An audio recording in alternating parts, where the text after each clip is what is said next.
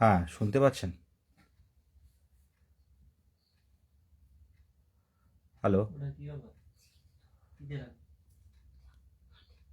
হ্যাঁ, শুনতে পাচ্ছেন? এবার শুনতে পাচ্ছেন?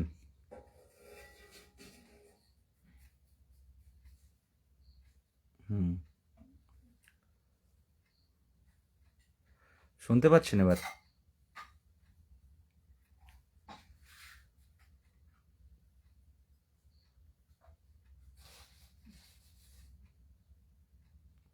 হ্যালো?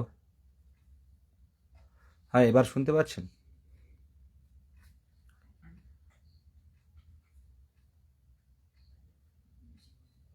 Thank you.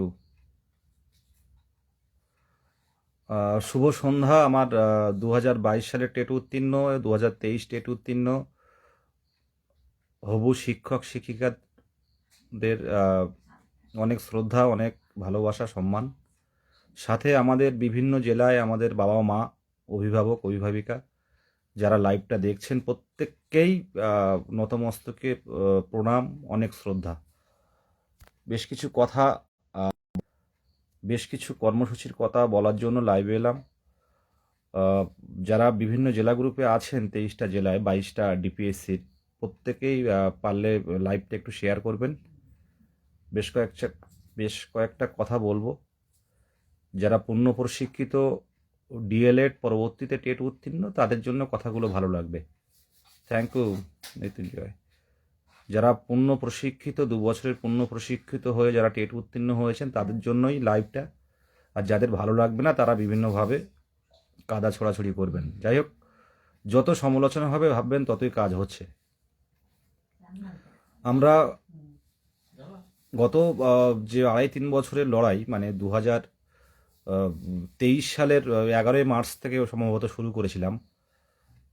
তো তারপর থেকে প্রায় 3 বছর একভাবে, যেভাবে আমরা চাকরি প্রার্থীরা সংঘবদ্ধ হয়ে আমরা বিভিন্ন দিকে দিকে আমাদের নোটিফিকেশনের দাবিতে আমরা আন্দোলন গড়ে তুলেছি, প্রত্যেকেরই যারা এসছে রাজপথে প্রত্যেকেরই সমান অবদান। তো সেই অনুযায়ী তারপর আমরা মানে নোটিফিকেশান এলো, কিন্তু ভ্যাকান্সি দিল না। মাত্র 613 কোটি টাকা এটা বরাদ্দ হলো, যা প্রাথমিক শিক্ষক নিয়োগে যত সামান্য সামান্য বলতে পারেন। অন্ততপক্ষে 2000 কোটি টাকা যদি বরাদ্দ হতো প্রাথমিক শিক্ষক নিয়োগে, যা টেট উত্তীর্ণ যা ফর্ম ফিল আপ হচ্ছে ম্যাক্সিমামই বেরিয়ে যেত। কিন্তু এই জায়গাটা কেন হলো জানি না। এসএসসির কারণেও হতে পারে, এসএসসির এই সমস্যার কারণে হতে পারে। তাদের পরবর্তীতে 17,000 ভ্যাকান্সি পাওয়া হলো, কিন্তু প্রাথমিকে ভ্যাকান্সি বাড়ানোর জন্য বিভিন্ন জায়গায় জায়গায় বলেছি, কিন্তু এখনো পর্যন্ত সেই খবর নেই। উপরন্ত 4,000 আমাদের যে ন্যায্য ভ্যাকান্সি, সেই 4,000 ভ্যাকান্সি কিন্তু অলরেডি এসএসসির জন্য কিন্তু কেটে রাখা হয়েছে। যারা এসএসসির যারা চাকরি হারা, যারা প্রাইমারি চাকরি ছেড়ে দিয়ে এসএসসিতে গিয়েছিল, যাদের চাকরি নেই, তাদের জন্য কিন্তু একটা ভ্যাকান্সি কেটে রাখা হয়েছে। আমাদের প্রধান লক্ষ্য, গুরুত্বপূর্ণ লক্ষ্য ভ্যাকান্সি বাড়ানো। এটা আপনারা হয়তো ভাবছেন যে আন্দোলন কেন হচ্ছে না। আপনারা এটাও জানেন যে আমরা আন্দোলন না করলেও, কোনো কর্মসূচি ঘোষণা না করলেও পুলিশ আমাদেরকে তাদের নজরদারিতে রাখছে। এবং যেদিন মাননীয় মুখ্যমন্ত্রী এই বনগাঁয় এসেছিল, সেদিনও কিন্তু আমাদের থানায় থাকতে হয়েছিল সেই দিনটা, যাতে আমরা ওখানে গিয়ে আন্দোলন করতে পারি। সেই ভয়ে ডিআইবি, এসবি, আইবি, সেই ভয়ে আমাদের কিন্তু থানায় বসিয়ে রাখা হয়েছিল। খারাপ ব্যবহার হয়নি। তো এটা হচ্ছে, কেন আন্দোলন করছি না আপনারা সবাই বুঝতে পারছেন। আর সবচেয়ে বড় কথা, আন্দোলন থেমে গেছে তা নয়, দীর্ঘদিনের বঞ্চনার শিকার। আপনারা হয়তো ভাবছেন যে এই 2 মাসে কেন আন্দোলন হলো না। প্রসেস শুরু হয়ে গেছে। আমরা আমাদের দিক থেকে কোনো না কোনো কর্মসূচি অবশ্যই একটা চিন্তা ভাবনা আছে, আপনারা সেটা জানতে পারবেন। ন্যায্য দাবিতে বারে বারে মাননীয় মুখ্যমন্ত্রী, সিএমও অফিস, মাননীয় অভিষেক ব্যানার্জির অফিস, বিকাশ ভবন, শিক্ষা দপ্তর, এলিমেন্টারি এডুকেশন, আমরা বিভিন্ন একেবারে পশ্চিমবঙ্গের যে শিক্ষা দপ্তর, যে প্রাইমারি সেকশনের একদম পুরো আধিকারিক, মুখ্য আধিকারিক, তাদের সাথেও কথা বলেছি ভ্যাকান্সি বাড়ানো নিয়ে। কিন্তু যেটুকু জানলাম, মাননীয় মুখ্যমন্ত্রীর হস্তক্ষেপ ছাড়া কিন্তু ভ্যাকান্সি বাড়বে না। সামনের দিনের কর্মসূচি অবশ্যই হবে, কারণ যেখানে আপনারা দেখতে পাবেন, যদি নোটিফিকেশন দেখেন, এসএসসির যে পরে আবার 17,000-এর মতো প্রায় ভ্যাকান্সি ইনক্রিজ করা হয়েছে। আর তাদের যে অর্থ দপ্তর, তাদের যে অর্থ বরাদ্দ করেছে, সে তুলনায় প্রাথমিকে 613.15 এইরকম একটা অর্থ বরাদ্দ করেছে, যেটা একেবারেই সামান্য। এটা যদি 2,000 কোটি টাকা হতো, তো যা টেট উত্তীর্ণ আর যেসব স্কুলগুলো শিক্ষকের অভাবে অলরেডি বন্ধ হচ্ছে বা শিক্ষক শূন্য হয়ে গেছে, সেই স্কুলগুলো হয়তো বাঁচত। যাক, বিষয়টা আমাদের নজরে আছে। আর যে কথাটা বলার জন্য লাইভে এলাম, আপনারা হয়তো প্রত্যেকেই পড়াশোনার মধ্যে আছেন। ফোন আসছে। প্রত্যেকেই পড়াশোনার মধ্যে আছেন, থাকাটা স্বাভাবিক। মক দিচ্ছেন, ডেমো দিচ্ছেন, বারে বারে ডেমো প্র্যাকটিস করছেন, অবশ্যই করুন। আজ কত ফর্ম ফিল আপ আজ লাস্ট হলো জানি না, কালকে তো দেখলাম 15,000-এর মতো এরকম হয়েছে। আজকে হয়তো 2-1,000, 3,000 বাড়তে পারে। তো এই শেষ একটা সপ্তাহে দেখার আছে যে কত ফর্ম ফিল আপ হচ্ছে। এর মধ্যে ডিএলএড পূর্ণ প্রশিক্ষিত ছাড়াও বিভিন্নভাবে অনেকে ফর্ম ফিল আপ করছে। নজরে আছে, প্রত্যেকটা দিক নজরে আছে। আপনারা প্রত্যেকেই যখন বাড়িতে পড়াশোনা করছেন, রোজ রোজ কিন্তু আমাদের মোহিত থেকে শুরু করে আমরা রোজ কিন্তু আমরা সকালে যাচ্ছি হাইকোর্টে, রাত্রে 11টায় বাড়িতে ফিরছি। কেন? এই গুরুত্বপূর্ণ একটা দিন, একটা ঘন্টা, একটা মিনিট প্রত্যেকেই কিন্তু এটা কাজে লাগাচ্ছে পড়াশুনো নিয়ে। কিন্তু আমরা চাইছি যাতে কম্পিটিশন না বাড়ে। আপনারা হয়তো ভাবছেন যে কি করছে, কোথাও কিছু হচ্ছে না, এই কম ভ্যাকান্সি। সবার তো একটাই দাবি যে কম ভ্যাকান্সি, একটাই অভিযোগ যে ভ্যাকান্সিটা বাড়ান। তো এই শুধু ভ্যাকান্সি বাড়ানো তো আমাদের গুরুত্বপূর্ণ লক্ষ্য, কিন্তু তার সাথে সাথে যাতে কম্পিটিশন না বাড়ে সে দিকটাও কিন্তু দেখার দরকার। আইনি দিকগুলো কিন্তু কেউ নজরে রাখছে না, একমাত্র ঐক্যমঞ্চ ছাড়া আইনি দিকগুলো কিন্তু কেউ নজরে রাখছে না সেইভাবে। আপনারা জানেন গতদিনে ম্যাট 1594, যেটা 2014 সালের প্রশ্ন ভুল, সেখান থেকে 1 লক্ষ টেট কোয়ালিফাইড হতে পারে নতুন করে। তো সেটা আমরা আইনি লড়াই জারি রেখেছি। আপাতত খুব দ্রুত আবার সেটা হিয়ারিং আছে 2026 সালে। এরপরেও 2022-এর প্রশ্ন ভুল 1060, আমরা প্রথম দিকে আমরা আইনি মানে আমাদের দিক থেকে সিনিয়র অ্যাডভোকেট দাঁড় করিয়েছিলাম। আবার তারপর পর্ষদ এটা দেখেছে এবং মাননীয় সভাপতি মহাশয়, প্রেসিডেন্ট গৌতম পাল মহাশয় বারে বারে বলেছিলেন 1 নাম্বারও বাড়বে না, কারণ বাইরে থেকে এক্সপার্ট এসে কিন্তু এটা ভেরিফাই করা হয়েছে। যাই হোক, আমরা যাচ্ছি না সেই বিষয়গুলো, কিন্তু এর বাইরেও কিন্তু আইনি সমস্যা আছে। এর বাইরে কিন্তু কিছু কিছু ক্ষেত্রে জটিলতা তৈরি হবে, কম্পিটিশন বাড়বে। কেন যাচ্ছে? আমরা সকালে যাচ্ছি, আবার রাত 11টায় বাড়ি ফিরছি, কি কারণে? অনেকেই তো দেখলাম যারা সমালোচনা করে তারা বলছিল যে এরা শুধু একবার কোর্ট একবার এপিসি ভবন, এরা এই করছে। কিন্তু কেন করছি? কোর্টে কেন যাচ্ছি? কিছু কিছু আইনি পদক্ষেপ নেওয়া হয়েছে, আপনারা দেখতে পাচ্ছেন 15-16 হাজারের মতো এখন ফর্ম ফিল আপ হয়েছে। এটা বেশি দূর উঠবে বলে মনে হচ্ছে না, তবে লাস্ট উইকগুলো একটু বেশি ফর্ম ফিল আপ হবে। তো আমরা কিছু কিছু পদক্ষেপ কিন্তু অলরেডি নিয়ে নিয়েছি। আমরা যদি মামলাগুলো ঠিকঠাক তুলতে পারি, সামনের দিনে কিন্তু কম্পিটিশন অনেকটাই অনেকটাই কমবে।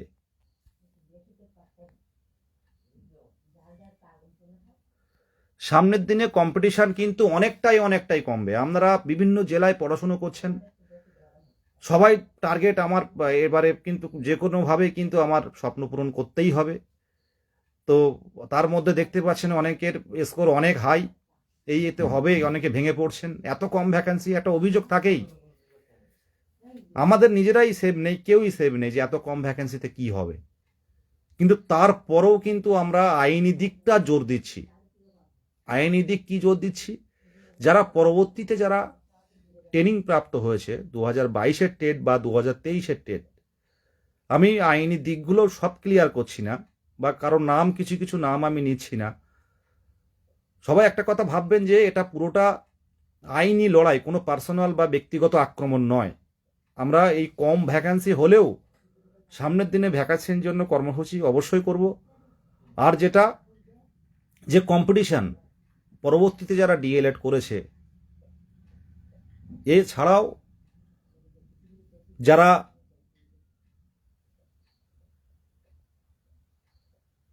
বিভিন্ন অবৈধ পথ অবলম্বন করে যারা ডিএলএড করেছে, এনআইএস হোক বা আদার্স যারা হোক, আইনি পদক্ষেপ কিন্তু আমরা অলরেডি নিয়েছি।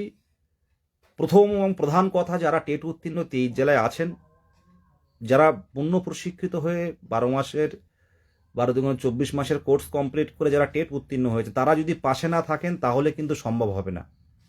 আমরা আইনি দিকগুলো দেখার জন্য তো যথেষ্ট ফান্ডিং প্রয়োজন। সুপ্রিম কোর্টে গেছি, আমরা সুপ্রিম কোর্টে বিএড ডিএলএড এর ক্লারিফিকেশন গেছি, ম্যাট 1594-এ গেছি। তো প্রত্যেকেই যারা ফান্ডিংটা প্রয়োজনীয়, ফান্ডিং না থাকলে কিন্তু আমরা সুপার সিনিয়র অ্যাডভোকেট দিতে পারবো না। আমরা দেখতে পাচ্ছেন যে এক শ্রেণী কিন্তু মোহিত বা আমাদের নামে বা আমার নামে এক শ্রেণী কিন্তু বিভিন্ন রকম গুজব রটিয়ে যাচ্ছে। কারণ এক শ্রেণী যারা পরবর্তীতে ট্রেনিং হয়েছে তারা কিন্তু লেগে থাকবে, তারা কিন্তু পিছনে লেগে থাকবে, তারা চাইবে না, মানে কেউ ইন্টারভিউ দেওয়ার জন্য প্রস্তুতি নিচ্ছে কিন্তু আইনতভাবে তারা আটকে যাচ্ছে। কিন্তু কারা আটকাচ্ছে? আমরা আটকাচ্ছি। তারা কিন্তু চাইবে না, তারা কোনোদিন ভালো চাইবে। প্রশিক্ষিত সকল গ্রুপদেরকে বলবো, দেখুন এই মুহূর্তে আমি আইনি বিষয়গুলো বলতে পারছি না, বলতে পারছি না, কিন্তু সামনের দিনে বড় বড় মামলার রায় আশা করি, আমাদের যে গ্রাউন্ড আছে বড় বড় মামলার রায় কিন্তু আমরা বের করে নিয়ে আসব। আমরা বিচারপতি, আমরা মহামান্য কোর্টের কাছে আমাদের দাবি জানাবো বিষয়গুলো নিয়ে। আমরা শেষ পর্যন্ত আছি, কিন্তু ফান্ডিং কিন্তু অবস্থা মোটেও ভালো নয়। প্রত্যেকে আজকে লাইভটা দেখে প্রত্যেকেই ফান্ডিংয়ের পথ এগিয়ে, মানে না দিলে সম্ভব নয়। ছোট ছোট বিভিন্ন গ্রুপ আছে, তারা একভাবে চলছে, কিন্তু সকলের মাথা কিন্তু এই 2022 সালের টেট উত্তীর্ণরা। আমাকে দেখেছেন যে প্রথম থেকেই 3-4 জন থেকে শুরু করা হয়েছিল। যে কোনো গ্রুপই হোক না কেন, আমাকে প্রত্যেকেই যারা পূর্ণ প্রশিক্ষিত হয়ে টেট উত্তীর্ণ হয়েছেন, একটু হলেও তো ভালোবাসেন। তাদের উদ্দেশ্যে বলছি যে দেখুন আইনি পদক্ষেপগুলো দেখুন, সবার মন ভেঙে আছে। তো এই কম ভ্যাকেন্সির জন্য কিন্তু এই ভাঙাটা একটা দিন থাকবে না, ঠিক বেরিয়ে আসবে। কিন্তু আমাদের এই সময়গুলো আমাদের আইনি পদক্ষেপের জন্য কিন্তু ফান্ডিং প্রয়োজন। আমি ডিটেলস সোমবারেও একটা লাইভ করব হাইকোর্ট থেকে, আপনারা দেখতে পাবেন এটা কোন পথে যাচ্ছে, আপনারা দেখতে পাবেন। যারা টেট উত্তীর্ণ হয়তো সবাই গ্রুপে নেই, কিন্তু যারা লাইভ দেখছে তারা অন্তত এই বিভ্রান্তমূলক কথা বাদ দিয়ে, যারা ঢুকতে পারছে না তারা বিভ্রান্তমূলক কথা তারা বলবে, তারা ছড়াবে। কিন্তু এই টেট উত্তীর্ণ এই 2022 সালের এই বিদেশ গাজীরা, এই মহিতরা, এরা যে লড়াইগুলো দিচ্ছে আগামী দিনে, এই লড়াইগুলো আপনারাই বলবেন। সব বলবো সেদিন, যেদিন স্কুলে যেতে পারবেন সব সেদিনই বলবো যে কি কি পদক্ষেপ নেওয়া হয়েছিল। আইনি পদক্ষেপ সামনে আসা সম্ভব বলাও ঠিক নয়। তো যারা এই একটা কিউআর কোড দেয়া হবে, সেই কিউআর কোডে আপনারা ফান্ডিং দেবেন। দেওয়ার পর তার তলায় একটা নাম আছে সুমিত বলে, তার নামে আপনারা স্ক্রিনশট, জেলার নাম এবং ফোন নাম্বার পাঠিয়ে দেবেন। আপনাদের একটা কেস আপডেট গ্রুপে যুক্ত করিয়ে দেওয়া হবে। সেখানে আপনারা সমস্ত তথ্য পাবেন, সোশ্যাল মিডিয়াতে যেটা পাচ্ছেন না। কিন্তু যখন আপনারা ফান্ডিং দিয়ে যে কেসের জন্য আপনারা যুক্ত হচ্ছেন, যে এই কেসের জন্য আমি কন্ট্রিবিউট করছি, সেই কন্ট্রিবিউটটা বিফলে যাবে না, সেই কন্ট্রিবিউটটা মোটেও বিফলে যাবে না। সেই পদক্ষেপগুলো আমরা তুলে ধরবো। একটা দুটো হেয়ারিং করতে দিন, আমি কারোর নাম বলছি না, যারই নাম বলবো তাদের এই গ্রুপেই বিভিন্নভাবে কন্ট্রোভার্সি তৈরি করবে, নামে বাজে কথা বলবে, সাপ অভিশাপ দেবে। এটা তো স্বাভাবিক ধারণা হয়ে দাঁড়িয়েছে। হ্যাঁ দেবী, এটা তো স্বাভাবিক ধারণা হয়ে দাঁড়িয়েছে যে ছোট্ট ছোট্ট গ্রুপ, হাজার হাজার গ্রুপ আছে, এক এক গ্রুপের এক এক রকম দাবি। সবার দাবি মানা সম্ভব নয়। আমরা ডিএলএড পরবর্তীতে টেট উত্তীর্ণ তাদের স্বার্থে লড়াইটা করছি, আর তাদেরকে প্রত্যেককে দলমত নির্বিশেষে, গ্রুপ গ্রুপ বিভিন্ন বিভিন্ন গ্রুপ নির্বিশেষে প্রত্যেকে পাশে দাঁড়ান। আজকে ফান্ডিংটুকু করুন। দেখুন যে বিষয়গুলো নিয়ে আমরা যাচ্ছি, আপনারা দেখছেন অলরেডি যে সেশনগুলো আপনারা দেখেছেন, যারা ফর্ম ফিল আপ করতে পারছে না তারাও কিন্তু আইনি পদক্ষেপ নিয়েছে, তো সেই আইনি পদক্ষেপে আমরাও কিন্তু ক্যান করে ঢুকলাম। আমরাও আমাদের জায়গা থেকে, আমাদের স্ট্রং পয়েন্ট আছে। আজকে যদি পরবর্তীতে যারা বিএড, যারা পরবর্তীতে ডিএলএড করেছে, তারা যদি ফর্ম ফিল আপ করতে পারে, তো সেটা কি হারে কম্পিটিশন বাড়বে বুঝতে পারছেন। আজকে 16,000 17,000 কিন্তু ফর্ম ফিল আপ এখনো কমপ্লিট হয়নি। এর মধ্যেও কাটছাট হবে, এর মধ্যেও বাদ হবে ভেরিফিকেশনে। সেদিকটা কিন্তু খুঁটিয়ে খুঁটিয়ে দেখছি, একটা একটা করে ভেরিফিকেশন হবে। আর আমরা সব রকম ভাবে পর্ষদকে সেই পয়েন্টগুলোও তুলে দেব। পূর্ণ প্রশিক্ষিত পরবর্তীতে ডিএলএড তাদের স্বার্থে হচ্ছে। ফান্ডিং দিন, প্রয়োজনীয় প্রত্যেকে লাইভ দেখে এড়িয়ে যাবেন না, অ্যাভয়েড করবেন না। প্রত্যেকেরই স্বার্থ জড়িয়ে আছে। আজ যে বিষয়গুলো আপনারা বলছেন যে স্টেট ওয়াইজ হবে কি ডিস্ট্রিক্ট ওয়াইজ হবে, সেই বিষয়গুলো আমি একটু বলছি। এটা আমার ধারণা, পরবর্তীতে পর্ষদ কি করবে আমি জানি না। মনে করুন একটা জেলায় যে ভ্যাকান্সি, মানে 100 ভ্যাকান্সি রয়েছে, মনে করুন দিনাজপুর, তো সেইখানে কি হতে পারে, সেইখানটা স্টেট ওয়াইজ বা ডিস্ট্রিক্ট ওয়াইজ যে যাদের স্কোরটা বেশি হবে, মানে পুরোটাই স্টেট ওয়াইজ যার বেশি হবে দেখতে পাবেন ওই জেলা ভিত্তিক, সেই 100 ভ্যাকান্সিটা তাদের দেওয়া হবে, পরপর নাম দিয়ে দিয়ে তাদের দেওয়া হবে। তারপর যদি আপনারা যে জেলায় করুন না কেন, কেউ নদিয়া থেকে দক্ষিণ 24 পরগনায় যাচ্ছে, তো মনে করুন দক্ষিণ 24 পরগনার যে ভ্যাকান্সিটা আছে, আপনি যদি স্টেট ওয়াইজ যদি সেখানে আপনার যদি আপনি স্টেট ওয়াইজ যদি ওটা পূরণ করতে পারেন, কাট অফ পূরণ করতে পারেন, আর ওই ভ্যাকান্সির মধ্যে 700 কি 800, তাহলে আপনার ওই জেলায় পড়বে। তা না হলে আবার পরবর্তীতে ফুল স্টেট 22টা ডিপিএসসি বাদ দিয়ে স্টেটে যেটা পর্ষদে হবে, সেই পর্ষদে স্টেট ওয়াইজ কিন্তু আপনার যে কোনো জায়গায় পড়তে পারে। আপনি 24 পরগনা করলেন, কিন্তু 24 পরগনা যে ভ্যাকান্সি তার মধ্যে আপনি কাট অফ ক্লিয়ার করতে পারলেন না, প্রথম দিকে তারা পেয়ে গেল। বাদ বাকি যারা পড়ে থাকবে তারা কিন্তু পুরো স্টেট,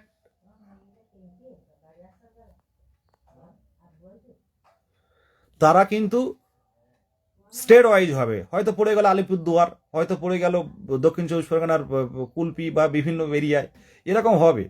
তো এটা নিয়ে আপনারা কেউ ভাববেন না, নিজের জেলা চুজ করতে পারেন। কারণ এই অন্য জেলায় গেলেন, সেই জেলাটা যদি আপনি র্যাঙ্ক করতে পারেন, সেই জেলায় যদি আপনি কাট অফ ক্লিয়ার করতে পারেন, বা ওই কয়েকটা ভ্যাকেন্সির মধ্যে যদি আপনি ঢুকতে পারেন, তাহলে সেই জেলায় আপনাকে পড়বে, সেই জেলায় আপনার পোস্টিং হবে ডিপিএসসি মারফত। তারপর যখন ডিপিএসসির শূন্যপদ যখন শেষ হবে, তখন স্টেট ওয়াইজ হবে, স্টেট ওয়াইজ তখন ডাকা হবে টোটালটাই, ঠিক আছে? পরপর এইরকমভাবে হবে, প্রথম একজনকে ডাকলো, তারপর একজনকে ডাকলো, পরপর এটা কিন্তু পাবে। তখন আপনার যে জেলা চুজ করেছেন সেই জেলায় যে থাকবেন এমন কোনো ব্যাপার নয়। এটাই অনেকে এটা নিয়ে একটু করছে, এটা নিয়ে ভাবনা করবেন না। অনেকে 2017 এবং 2014 2022-এর রিক্রুটমেন্ট, আমাদের এই 25-এর রিক্রুটমেন্ট নিয়ে অনেকে মানে একটু বিভ্রান্ত হচ্ছে। বিভ্রান্ত হওয়ার কোনো কারণ নেই। আপনার জেলায় আপনি চুজ করতে পারেন, সবচেয়ে ভালো নিজের জেলায় চুজ করা, নিজের জেলা থাকা। অন্য জেলায় কেউ যেতে চাইলে যেতে পারেন, সেই জেলার অনুযায়ী আপনারা সেই জেলায় পোস্টিং পাবেন এমন নয়। যদি ক্লিয়ার করতে পারেন সেই কাট অফটা, সেই প্রথম দিকে যদি আপনি কাউন্সিলিংয়ে আসতে পারেন, তো সেই জেলায় আপনি পেয়ে যাবেন। তা না পেলে আপনি স্টেট লেভেল থেকে যেটা হবে সেটাই যেখানে হবে, ওই জেলায় নাও হতে পারে, অন্যান্য জেলায় হতে পারে। যাই প্রত্যেকে একটা কথা আমি বলবো, ফান্ড দরকার, অর্থ দরকার, মানে আইনি পদক্ষেপগুলো নিতে গেলে। আপনারা অনেকে লাইভ দেখছেন, দেখে ওই পর্যন্ত বন্ধ করে রাখছেন। দেখুন সামনের দিনে কতটা কম্পিটিশন, আমরা বলেছিলাম কম্পিটিশন বাড়াতে দেব না, আপনারা মনে করছেন সব এমনি এমনি হয়ে যাচ্ছে, আইনি পদক্ষেপ নিতে হচ্ছে না। সবচেয়ে দুর্ভাগ্য কি জানেন? দুর্ভাগ্য কথাই বলবো যে 22 সালের কিন্তু অতিরিক্ত পাস করেছে বলে, অতিরিক্ত গ্রুপ আছে বলে।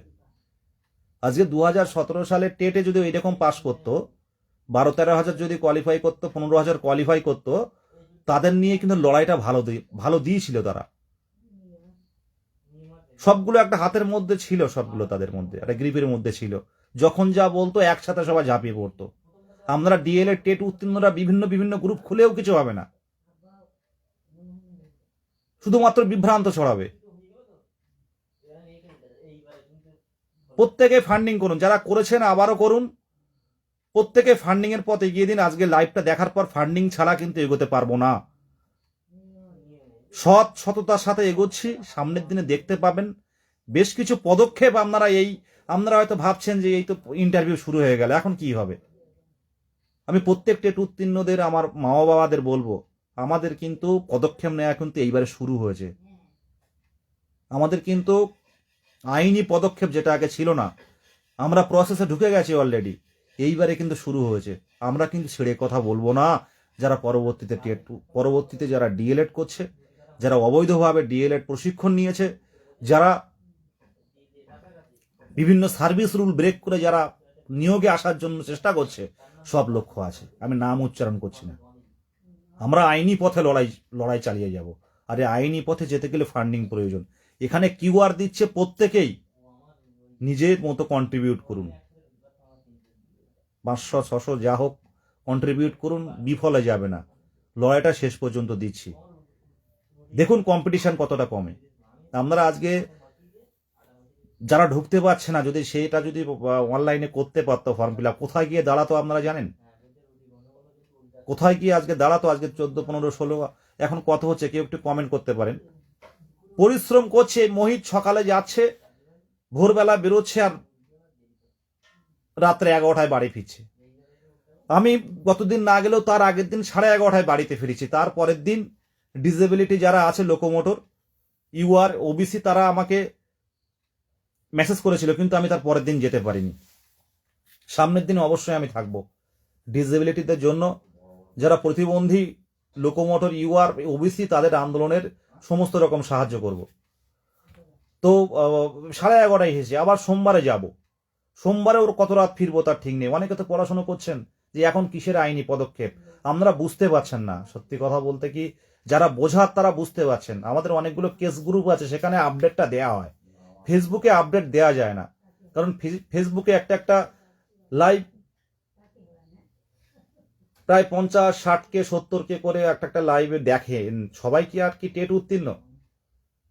চলতি প্রাথমিক শিক্ষক নিয়োগে এই যে 13,421টা ভ্যাকান্সি, এই নামমাত্র ভ্যাকান্সি, এই ভ্যাকান্সি ইনক্রিজের জন্য কিন্তু আমাদের কর্মসূচি অবশ্যই আমাদের ভাবনার মধ্যে আছে, দেখতে পাবেন। শুধু আইনি পদক্ষেপগুলো প্রত্যেকের উদ্দেশ্যে বলছি, আইনি পদক্ষেপে সাহায্য করুন। যারা করেছেন আবারও করুন, দেখুন বিফলে যাবে না। আমরা কেস ডিটেলস এখন বলছি না, কিন্তু সোমবারে কিছুটা হলেও আভাস দেব, কারণ জেনে শুনে আমরা জেনে বুঝেই সকলের সামনে তুলে ধরবো। কারণ আইনি পদক্ষেপ নিচ্ছি, সকলে জানুক কি কি পদক্ষেপ নিচ্ছি। হয়তো একটা শ্রেণী যারা বঞ্চিত বলা যায় না, একটা শ্রেণী যারা ইন্টারভিউ বসতে পারবে না, তাদের তো একটা রাগ থাকবে। প্রত্যেকেই তাকিয়ে আছে ইন্টারভিউ বসার জন্য, কিন্তু আমরা তাকিয়ে আছি কম্পিটিশন যাতে না বাড়ে। আমার কথাটার মানে আপনারা বুঝবেন, কম্পিটিশন কমাতে চাইছি না, কম্পিটিশন যাতে না বাড়ে। কথাগুলোর ওয়ার্ডগুলো বুঝলে আপনারা, ওয়ার্ডগুলো একটু ভাবলে বুঝতে পারবেন। আমরা কম্পিটিশন কমাতে চাইছি না, কিন্তু কম্পিটিশন যেন না বাড়ে। সামনের দিনে দেখা হবে, শেষ পর্যন্ত দেখা হবে। সোশ্যাল মিডিয়াতে বিভিন্ন গ্রুপ খুলে যারা বিভ্রান্ত ছড়াচ্ছে, আর এরপরে যদি পার্সোনালি কোনো অ্যাটাক হয়, আমি তো জানিয়েছি, সামনের দিনেও অবশ্যই জানাবো। প্রত্যেকে নিজের নিজের জায়গা থেকে চেষ্টা করছে, প্রত্যেকের একটা স্বপ্ন পূরণের লক্ষ্যে চেষ্টা করছে। আগামী দিনে স্বপ্ন পূরণ হোক। আমরা আমাদের জায়গা থেকে টেট উত্তীর্ণ 23 জেলার সকল চাকরি প্রার্থীদের নিয়ে আমরা নোটিফিকেশন ছিনিয়ে এনেছি, ভ্যাকান্সি আসেনি। সেই দাবিতে কিন্তু কর্মসূচি হবে, একেবারে ভুলে গেছি তা নয়। আর জেলায় জেলায় মাননীয় মুখ্যমন্ত্রী, আমাদের পরম শ্রদ্ধেয়া অভিভাবিকা যেখানে যাচ্ছে, আপনারা নিজের জায়গা থেকে তুলে ধরুন। কারণ আমাদের মুখ্যমন্ত্রী, পশ্চিমবঙ্গ সরকার আমাদেরই তৈরি সরকার। আমরা ডেপুটেশন লিখুন নিজে হাতে, যে এইচএসসির যেমন ভ্যাকান্সি বাড়লো, তাহলে আমাদের প্রাইমারির ক্ষেত্রে এত কম ভ্যাকান্সি কেন? শেষ প্রাথমিক শিক্ষক নিয়োগ হয়েছিল 2014-2017 টেট উত্তীর্ণদের নিয়ে। শান্তিপূর্ণভাবে যেখানে মাননীয় মুখ্যমন্ত্রী যাচ্ছেন সেখানে জানান, আমরা জানাতে পারি। শুধুমাত্র কলকাতা ভিত্তিক আন্দোলন নয়, আমরা জেলায় যাচ্ছে, আপনি জেলায় বিভিন্নভাবে চেষ্টা করুন মাননীয়ার কাছে যাওয়ার জন্য। উনি বিষয়টা শুনলে অবশ্যই উনি কিছু না কিছু ভ্যাকান্সি বাড়াবে। বেশি দরকার নেই, অন্তত 10,000 ভ্যাকান্সি বাড়ানো হোক। 10,000 ভ্যাকান্সি বাড়লে অনেক ক্যান্ডিডেট কিন্তু অন্তত স্বপ্ন পূরণটা হবে। কিন্তু এই কম ভ্যাকান্সিতে আমরা কেউই সেভ নয়। আজকে জেনারেল বলুন, এসসি বলুন, ওবিসি বলুন, আর এসটি বলুন, কেউই সেফ জোনের মধ্যে নেই। কি হবে কেউই জানি না আমরা। নিজের জায়গাটা দিনরাত পরিশ্রম করতে হচ্ছে। এই যারা ফান্ডিং করছে এদেরকে গ্রুপে অ্যাড করা, এই অ্যাডভোকেটের সাথে কনফারেন্স করা, এই অ্যাডভোকেটকে তার সাথে কনফারেন্স করে পরের দিন ফাইল হবে, ভোরবেলা যেতে হবে, ফার্স্ট টাইমে ফাইল হবে। এই পরের দিন মামলার হিয়ারিং হবে, সেই মামলার ভোরবেলা উঠে যেতে হবে। অ্যাডভোকেটদের সাথে কনফারেন্স করতে গেলে 5টার পর, তো 5টার পর কনফারেন্স করলে সেই 5টা 6টা বেজে যায়, 7টা 8টা 9টা সেইখান থেকে বেরোতে হচ্ছে। তো পড়াশোনাটা প্রত্যেকেরই তো দরকার, কিন্তু আমরা চাইছি একটু কম্পিটিশন যদি না বাড়ে, তাহলে অনেকটাই সবার কিন্তু সুযোগটা আসবে সামনে। ভ্যাকান্সি যে কোনো মুহূর্তে বাড়তে পারে, এটা আপনারা মাথায় রাখবেন। তবু আমরা কোনো আইন মানে কোনো পদক্ষেপ আমরা যে তুলে নিয়েছি, যে কোনো কর্মসূচি করবো না বলে এরকম কথা নয়। সামনের দিনে অবশ্যই আমরা মুখ্যমন্ত্রীর দৃষ্টি আকর্ষণের জন্য গুরুত্বপূর্ণভাবে আমরা মুখ্যমন্ত্রীর কাছে যাওয়ার বা মুখ্যমন্ত্রীর কাছে ডেপুটেশন দেওয়ার চেষ্টা করব। জেলায় জেলায় মুখ্যমন্ত্রী যাচ্ছেন, তাদের বিষয়টা আপনারা তুলে ধরুন। আমাদের বিষয়গুলো মুখ্যমন্ত্রী, মাননীয় মুখ্যমন্ত্রীকে তুলে ধরুন। আমি কয়েকটা কমেন্ট দেখব।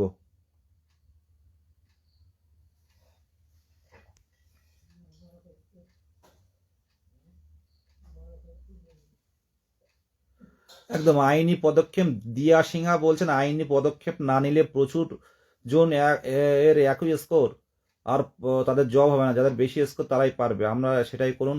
হ্যাঁ, সেটা অবশ্যই করছি, এটা বাস্তবিক কথা। যারা আটকে গেছে, দেখুন অনেকে ভাবছে যে আমরা মানে আমরা আটকানোর কেউ নয়। রুলস রেগুলেশন, রুলস যেটা, সেটা গভর্নমেন্ট তৈরি করে, সেটা পর্ষদকে দেয়, পর্ষদ সেই রুলস মেনটেন করে। আমরা, তোমরা কেউ এই রুলসের বাইরে, কেউ কোনো আধিকারিক রুলসের বাইরে নয়। রুলসের বাইরে কিচ্ছু হবে না, রুলসের বাইরে কোনো কিছু হবে না। অনেক কিছু সোশ্যাল মিডিয়াতে দেখতে পাবেন, ইউটিউবে দেখতে পাবেন, কারোর কথাতে রুলস তৈরি হয় না, রুলস গভর্নমেন্ট তৈরি করে। আর সেই রুলস বিকাশ ভবন, শিক্ষা দপ্তর, সেই রুলস পর্ষদ সেগুলো মান্যতা দেয়, সেগুলো মেনে চলে।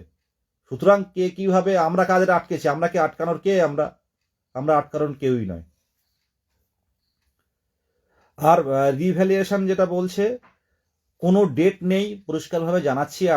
আমরা প্রত্যেকেই জানি যে পশ্চিমবঙ্গের ক্ষেত্রে এই যে ওবিসি সমস্যাটা একটা বড় সমস্যা। ওবিসি সমস্যা দীর্ঘদিনের সমস্যা ছিল। তো অনেকেই আজকে হয়তো সার্টিফিকেট পাচ্ছেন, তারা কালকে করুন, এই সার্টিফিকেট দিয়ে করুন, নতুন সার্টিফিকেট দিয়ে কোনো অসুবিধা নেই। কারণ এই সমস্যাটা শুধু আমাদের মানে প্রাইমারির ক্ষেত্রে নয়, প্রত্যেকটা ক্ষেত্রেই সমস্যা। রিভ্যালুয়েশন যেদিন পাবেন, যেদিন ফর্ম ফিল আপ করবেন, আপনার হাতে থাকলে হলো। আর তারপরেও যদি কেউ কিছু না পান, তাহলে পুরোনোটা দিয়ে করতে হবে এবং ভেরিফিকেশনের সময় সেটা দেখাতে হবে। চেষ্টা করুন রিভ্যালুয়েশনটা দ্রুত করার, এটুকু বলে। এতে কোনো ডেট ভিত্তিক নেই যে এই পর্যন্ত না হলে হবে না, এরকম কোনো ব্যাপার নেই। আপনার দুটো একটা প্রশ্ন করলে করতে পারেন, অনেকেই প্রত্যেক দিনই ফোন আসে ভালো। আর যাদের ভুল হচ্ছে, এডিট অপশন পাবেন, সে যেই ক্ষেত্রে হোক না কেন, নাম সিগনেচার হয়তো হবে বলে মনে হচ্ছে না। গতবারে শুনলাম নাম্বারের ক্ষেত্রেও নাকি দিইনি। তো দেখুন, অপেক্ষা করুন 9 তারিখ পর্যন্ত। এখন কোনোভাবেই পর্ষদে গেলেও হবে না, কারণ পোর্টাল যেহেতু এখন ওপেন আছে, এখন কোনোভাবেই এডিটও হবে না। যদি কোনোভাবেই এডিট অপশন অবশ্যই দেবে, কথা হয়েছে, মানে সেদিন আমরা দেখা করেছিলাম। তো এডিট অপশন দেবে। আর যদি এডিট অপশন সেই মানে আপনার যে ভুলগুলো যদি সেখানেও যদি সমাধান না হয়, তাহলে আপনি যেদিন ইন্টারভিউ বোর্ড ফাইনাল যেখানে ভেরিফিকেশন হবে, ইন্টারভিউয়ে যাওয়ার আগে আপনার 3 জায়গায় হয়তো ভেরিফিকেশন হবে, সেইখানটা আপনারা ভেরিফিকেশন করে নেবেন। কেউ বেশি নাম্বার দিয়ে দিলে, ভালো করে ভাবুন, অনেকের ভুল হয়েছে, কান্নাকাটি করছে, তো অনেকের বেশি নাম্বার দিয়ে দিল, মনে করুন ডিএলএডে মনে করুন কারো 1300-র মধ্যে, কেউ মনে করো 1100-র জায়গায় 1250 দিয়ে দিল, তো সেই নাম্বারটা কি তার দেবে? সেই নাম্বারটা আপনি সেই ফর্ম হার্ড কপি বের করা হবে, সেটা যেদিন ইন্টারভিউ সেদিনে আপনার মানে আপনার মানে কাছে যে সার্টিফিকেট আছে তার সাথে মেলানো হবে। কম বেশি হলে ওখান থেকে ঠিক হয়ে যাবে। এটা নিয়ে অহেতুক আপনারা চিন্তা ভাবনা করবেন না।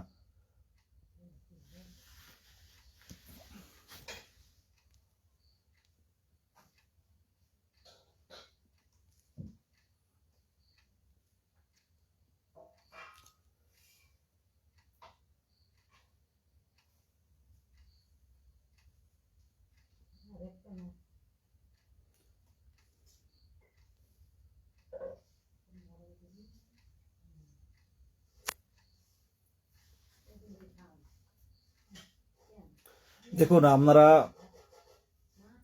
যেগুলো বলছেন, তো যেসব কথাগুলো লিখছেন যে এদের আটকান, ওদের আটকানো হোক, তো সবগুলোই কিন্তু মাথায় আছে। আর আপনাদের কাছে কোনো ডকুমেন্টস যদি থাকে, যে কোনো রকম ডকুমেন্টস যদি থাকে আমাদের কাছে পাঠাতে পারেন, বিষয়গুলো দেখা হবে। এখন সোশ্যাল মিডিয়াতে প্রত্যেকেই দেখছেন, যে 23-25 সেও দেখছে, যে 22-24 সেও দেখছে, যে ইন সার্ভিস সেও দেখছেন, যে এনআইএস সেও দেখছেন। তো কারোর যে স্বপ্ন, তাদেরকে তো আমরা ভাঙতে পারি না।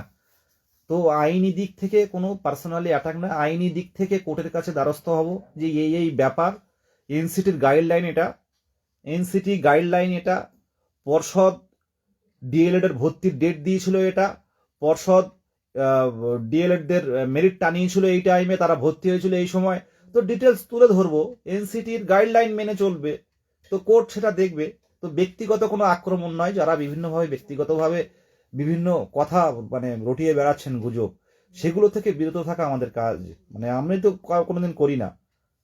দেখতে পাবেন সামনের দিনে আইনিভাবে যারা লড়াই করেছে, যারা ফর্ম ফিল আপ করতে পারছে না, তারা আইনি পথে গেছে, হেয়ারিং হয়েছে, আমরাও পার্টি হয়েছি, আমাদের কথা জানাচ্ছি। পার্সোনালি অনেকেই বলছে যে আপনারা পার্টি হতে গেলেন কেন, বিভিন্নভাবে পার্সোনালি বলছে, বিভিন্ন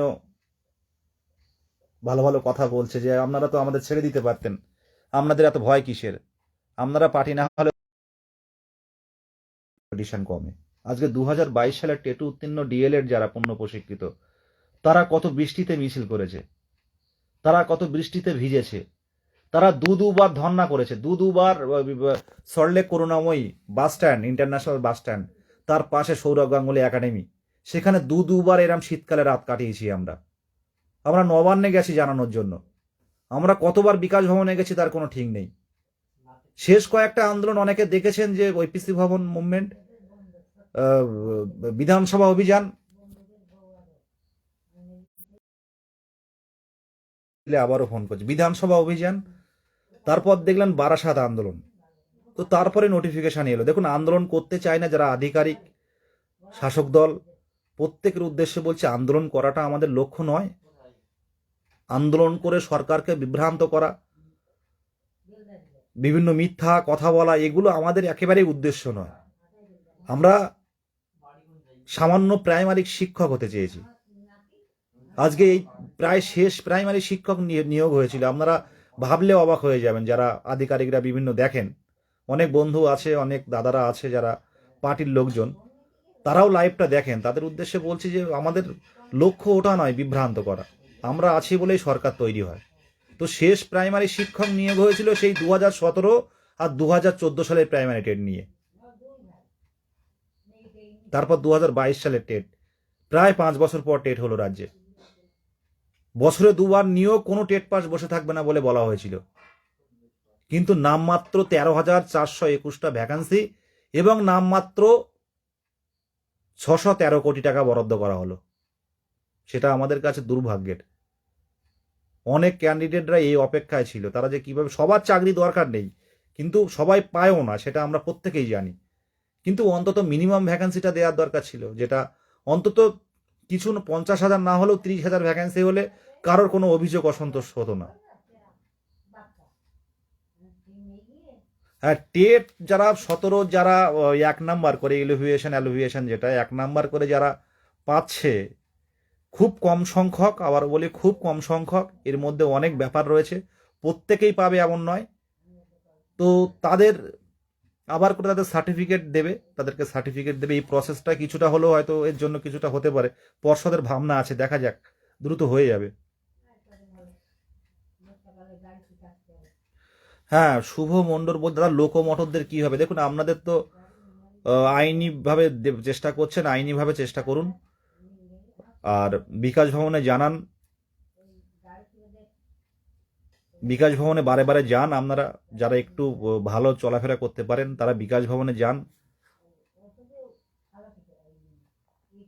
আর ইন সার্ভিস নিয়ে অনেকে জিজ্ঞাসা করছেন, চোখের সামনে দেখতে পাচ্ছি, অপেক্ষা করুন এই বিষয়গুলো।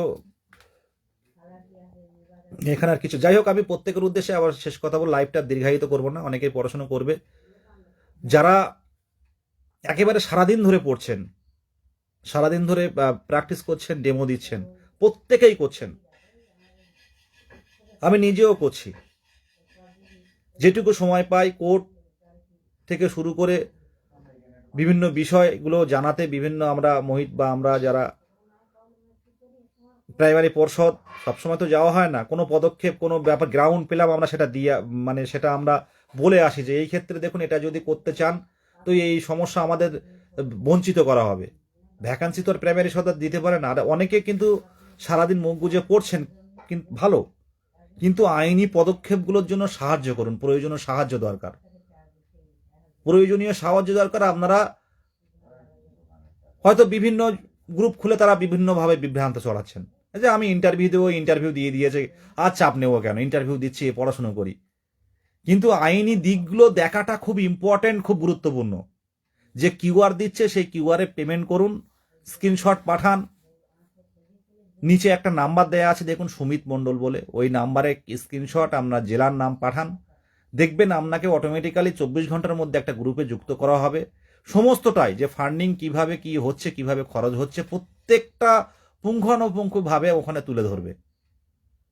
যারা ফান্ডিং করেননি, লাইভটা দেখে থেমে যাবেন না, লাইভটা দেখে একেবারে থেমে যাবেন না। দেখুন সামনের দিনে 2 থেকে 3টি পদক্ষেপ কিন্তু অলরেডি আমরা নিয়ে ফেলেছি, সেগুলো দেখবেন কিছু না কিছু ফল আসবে। আর এই পরিশ্রম বিফলে যাবে না, কিছুটা হলেও কম্পিটিশন বাড়বে না। আজকের ডেটে যারা আজকে সন্ধ্যাবেলা যারা বন্ধু বান্ধব ফর্ম ফিল আপ করছেন, জিজ্ঞাসা করুন, তারপর এরপরও ভেরিফিকেশন হবে, এরপরও ভেরিফিকেশন হবে, যতক্ষণ না পর্যন্ত প্যানেল বের হচ্ছে এবং যতক্ষণ না পর্যন্ত আমরা স্কুলে ফিরছি, ততক্ষণ পর্যন্ত কিন্তু আমাদের এই আইনি পথে লড়াই, রাজপথের লড়াই জারি থাকবে।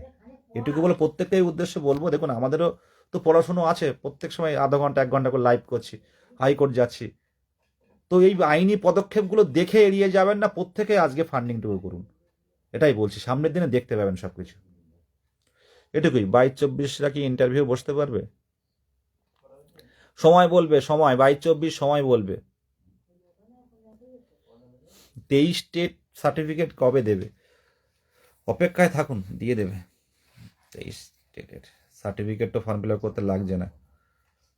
দেখুন, প্রত্যেকের জায়গা থেকে তৈরি করুন। কেউ 82 বলে ভেঙে পড়ছেন, আমার 82, আমার 83, 84। এই 10 নাম্বারটা অনেক বড় 10 নাম্বার, আর তার চেয়ে বড় হচ্ছে কম্পিটিশন বাড়তে না দেয়া। কম্পিটিশন যত বাড়বে ততই আমরা প্রত্যেকেই কিন্তু ভয়ে থাকবো। যত কম্পিটিশন কমবে তত নিজের স্বপ্ন পূরণের ক্ষেত্রে অনেকটাই বাধা কম হবে।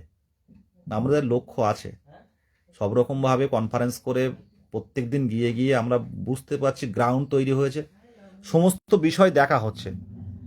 শুধু এটুকু বলবো, আজকে ফান্ডিংটুকু করুন। অনেকেই অজানা অচেনা আছেন, কিউআর কোড শেয়ার হচ্ছে, এখানে ফান্ডিং করুন, এটুকুই বলার। আর যাদের যা ভুল হচ্ছে আপনারা সেই ভুলগুলো অপেক্ষা করুন, এডিট অপশান দেবে, এডিট অপশান নিশ্চয়ই ঠিক হয়ে যাবে। না হলে ইন্টারভিউ বোর্ড থেকে যেদিন যাবেন সেদিন ভেরিফিকেশান প্রচুর টেবিল থাকবে, সেই টেবিলে ভেরিফিকেশান করবেন যে এখানটা আমার ভুল হয়েছে, ওরা ওইখানেই বসে আপনার এডিট করে দেবে। সম্মান, শ্রদ্ধা প্রত্যেক বাবা মাকে। যারা ভুল হচ্ছে যাদের, তারা কিন্তু অটোমেটিক একবার ফোন না ধরলে অটোমেটিক কল করেই যাচ্ছেন। তো লাইফটা এই জন্য একটু ডিস্টার্ব হচ্ছে। প্রত্যেকে ভালো থাকবেন। শুভরাত্রি।